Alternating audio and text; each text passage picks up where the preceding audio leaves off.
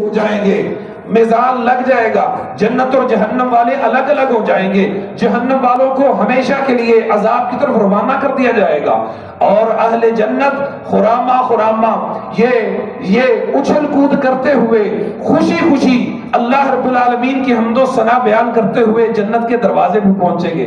وقال لهم خزنتها سلام علیکم طبتم فادخلوها خالدین۔ تو دربان جو جنت پہ کھڑے ہوں گے پروٹوکول کے ساتھ اور انتہائی عزت اور اکرام کے ساتھ سلامتیاں اللہ رب العالمین کی طرف سے سلام پیش کریں گے اور کہیں گے فادخلوها خالدین، داخل ہو جاؤ اور ہمیشہ کی زندگی گزارنے کے لیے اس جنت میں چلے جاؤ۔ اللہ اکبر۔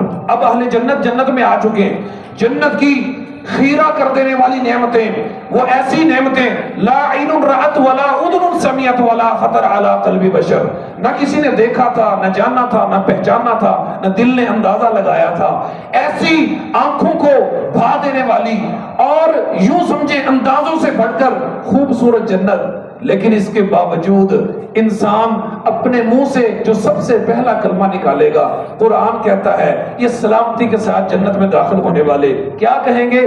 الحمدللہ الذی ہدانا، الحمدللہ الحمدللہ الذی صدقنا وعدہ وأورثنا الارض نتبوأ من الجنت حیث نشاء فنعم اجر العاملین۔ اللہ اکبر۔ اہل جنت کا جو سب سے پہلا نغمہ، سب سے پہلی بات ہوگی جنت میں پہنچنے کے بعد، وہ اللہ رب العالمین کی حمد بیان کرے گا۔ تو میرے بھائیوں، جب بھی اللہ موقع دے اللہ رب العالمین کی حمد بیان کی جائے، اللہ رب العالمین کی حمد بیان کرنے کا انسان کو فائدہ یہ پہنچتا ہے کہ اللہ رب العالمین کی اپنے بندے کے ساتھ محبت اور جو اللہ تعالیٰ کا کرم، اللہ تعالیٰ کی عطا ہے، اس میں اضافہ ہو جاتا ہے۔